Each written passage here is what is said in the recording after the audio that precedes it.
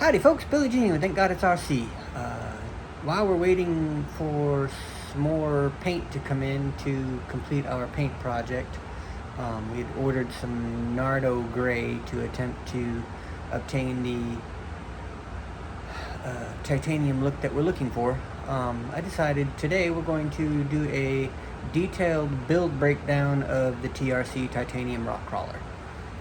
So, as I just signed up to be an Amazon affiliate member, I will put links in the description for everything I purchased on Amazon, and they will be affiliate links, so if y'all order something from there, I will receive a small commission, and that will help the channel out and help me afford more things to make content for. So it'd be greatly appreciated if y'all would use some links down there if you're going to purchase something. Otherwise, let's get the camera flipped around and let's get to it.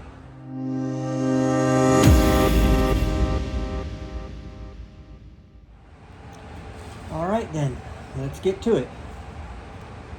This is my TRC titanium rock crawler. It's built on a TGI RC lamb chop LCG chassis. Custom designed by Billy Jean at TGI RC. Hopefully we'll make this available for purchase in the future.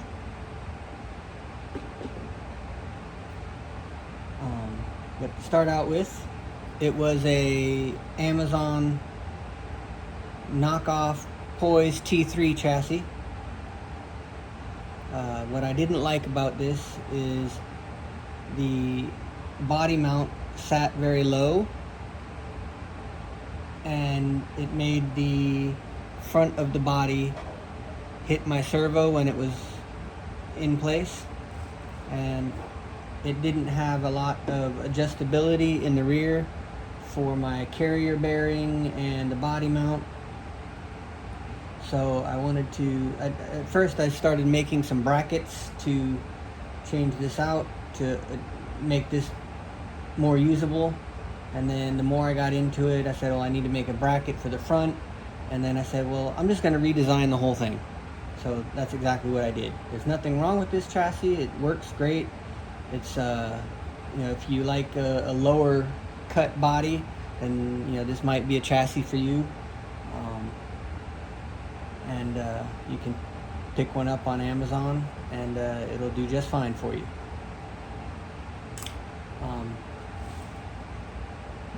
The body I picked up on eBay. This is a Reefs Plague body. It was not available on Amazon. I chose this body because I really like the shape of it. It really spoke to me when I saw it online when I was doing research on what body I wanted. So it just really spoke to me. It has little winglets that are rear bed parts that come with it, which I'm not going to be using. I like the naked look of the back, but I just like the shape of the body over the Dodge Power Wagon, so I ended up ordering this on eBay. I really like the shape of it, and that's what I went with. And because I don't want to cut the body up and make it short, is why I designed my chassis the way I did.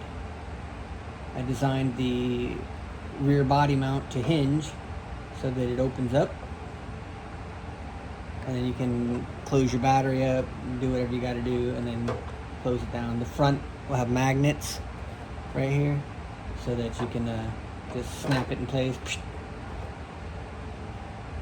Put that over here. This is a magnet mount. These magnets will get, two of them will get glued to the body inside once it's painted. If you purchase the Amazon chassis kit, or if you just want to buy the links and everything, the chassis kit page, or whatever you want to call it, on Amazon has all the the links and parts for that, and the battery mounts and different things like carrier bearing, and well, the carrier bearing was separate, but like body mount and rear piece here, all this stuff is available on the Amazon site for the chassis rails. So you got your links are from the same page. Even the transmission mount is from that page, and that. So other thing is the carrier bearing was ordered on Amazon. It's just a generic carrier bearing with adjustable mount. The Globe Act drive shafts are also from Amazon. These are the 76 to 80 something millimeter shafts, and I ordered the shortest one they had, but it was still too long. Ended up cutting it and making a mess out of that, so I ended up having to order this Hoplex 55 millimeter shaft, or 50 millimeter I think. It's the shortest one I could find. So I ordered that and used half and half to make the center drive shaft, because that's what would fit, and I really wanted this titanium look on there, so that's why I went with those. The shocks also came in the titanium color. Those are 2-mod 95 millimeter shocks. I basically chose them because of the color, and they had these offset mounting points, which is really good. Most shocks don't have that. It's reserved for more expensive shocks that I didn't want to spend. So they came with 2 sets of springs, soft and hard. I got the soft ones on here. I used Amazon Basics hair bands for my tuning bands, front and rear. Keep everything nice and squatted. The motor and ESC combo are from Secure. I've heard lots of good things about these motors, and the ESC package. This is a 3625 1800 kilovolt motor outrunner. I did run it for a short bit while I was loading the truck on the trailer to go out for paint, and it's super quiet, super slow crawl, super precise.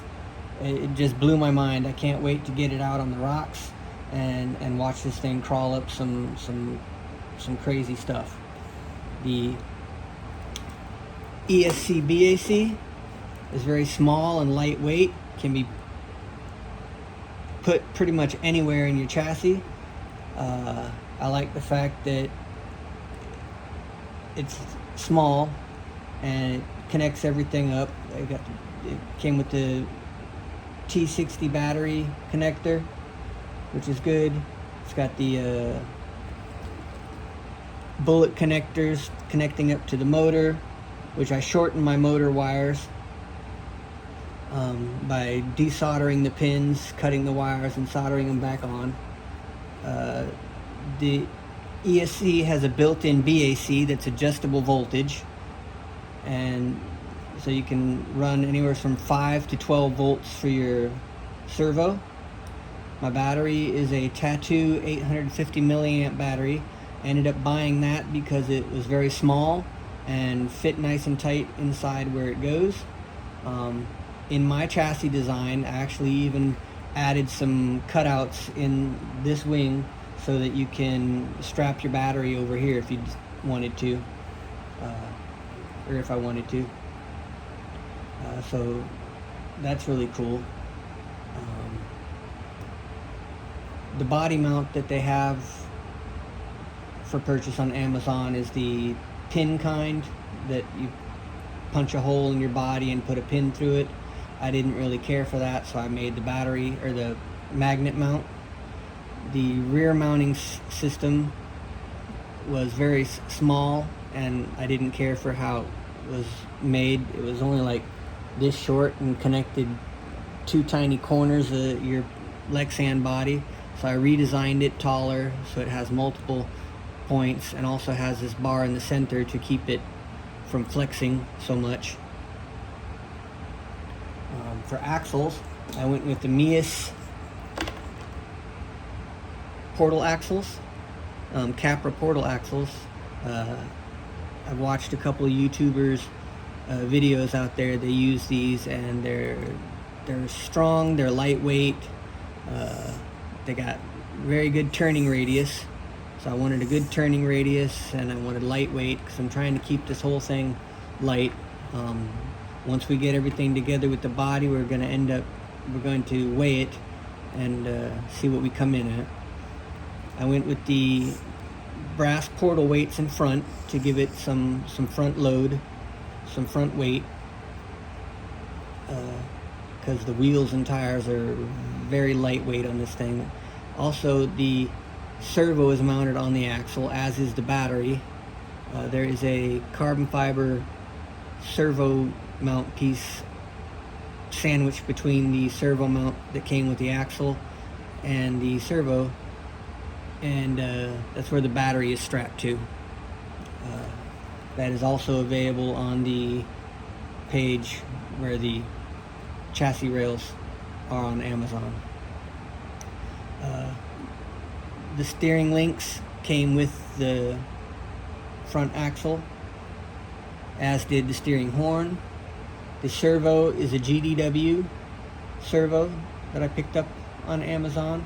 It's a 43 kilovolt. It's very fast. It's with steering. It's plenty strong for this vehicle. It's a brushless motor in there, so I'm satisfied with that. What else? Wheels. The wheels are carbon fiber. The aluminum part that's inside the tire is drilled and slotted, making it super lightweight. They have different patterns of the carbon fiber face that you can get. I just liked this one the best. It spoke to me, so I ended up going with this one. But I really liked these wheels because they were drilled and slotted and super lightweight, and they were actually pretty cheap. The tires are Endura XHX pin tires. I watched a couple of videos on how sticky grippy these things are, so I figured I'd give them a try. We'll see when we get out on the rocks how they stick. I did go with the Endura green super soft silicone inserts in the front to make it nice and compliant when it goes over rocks and stuff. I did leave the stock foams in the rear to make them a little harder. We got good side hilling on the front and less so on the rear, but the rear of the vehicle is very lightweight, so I wasn't too concerned with that. What else we got? We discussed the links, the suspension links. So I ended up having to buy a hardware kit for all the link hardware and everything. I also bought nylock nuts to go on everything, just to keep it all held together. The skid plate is available on the site of the chassis.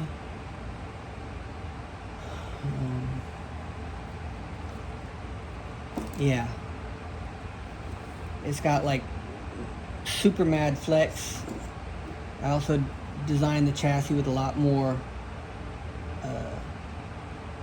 mounting points for shocks and everything, so there's a lot more adjustability in it. I also made these bars here for stiffening, and also mounting these Delrin bars on here for tying up like wires and things too. And eventually I can make an interior for the vehicle and have like a full interior sit on this and show up inside the vehicle, so that'll be nice. I ended up wanting to build this vehicle because my goat over there, the purple goat, It crawls very well, but it's super heavy and won't do anything vertical.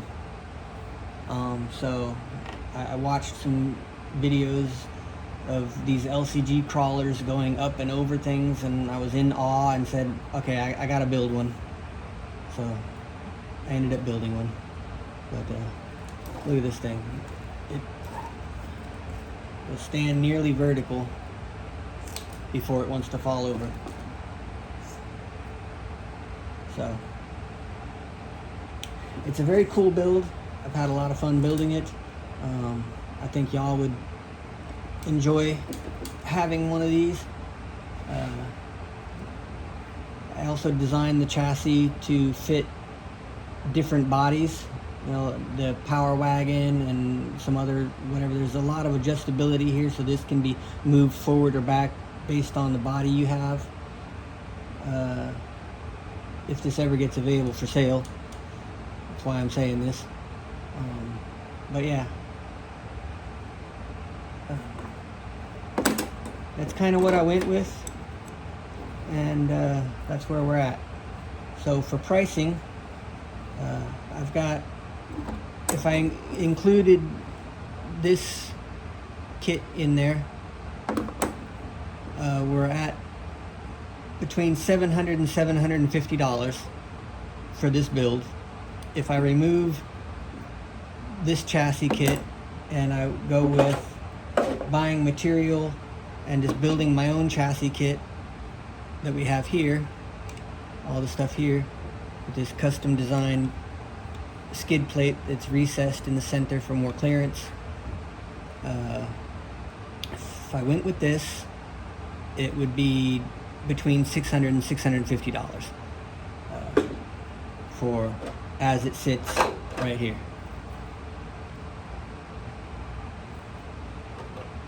Not necessarily the cheapest of vehicles to build, but it's definitely a lot cheaper than other vehicles that I have. The transmitter I have is for the FlySky GT5. So I have the FlySky GT5 radio. I love this radio. It's very comfortable in the hand. It's got a lot of adjustability and information in here. I can control up to 20 vehicles with this, and I can program it to tell me what vehicle I'm on. So I have the GOAT, TRC1, which is titanium rock crawler. I have a Mias build, 1/24 scale, and that's all I have in here so far. But I can put up to 20 different vehicles in here to control with this one controller, and I think that's really awesome. It's 6-channel, so it does everything I need it to. On my GOAT rig, I have this channel set up for 4-wheel steering, so I can steer the front here and I can use my finger to steer the rear. It's awesome. So that might be an upgrade for this guy later, to go 4-wheel steering, but I don't know. I think I'm gonna leave it straight axle for now in the rear.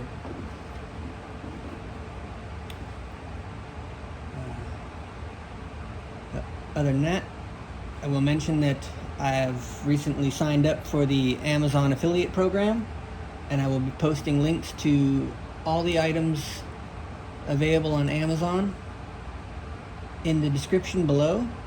And if y'all make a purchase using one of the links in the description, I do get a small commission, and that would be super awesome if y'all did that, because it would help me out purchasing new products and reviewing products and making more content for y'all to watch. Alright, this has been Billy Jean with Thank God It's RC with a full build breakdown of the TRC Titanium Rock Crawler built on the TGIRC Lamb Chop chassis. Over and out.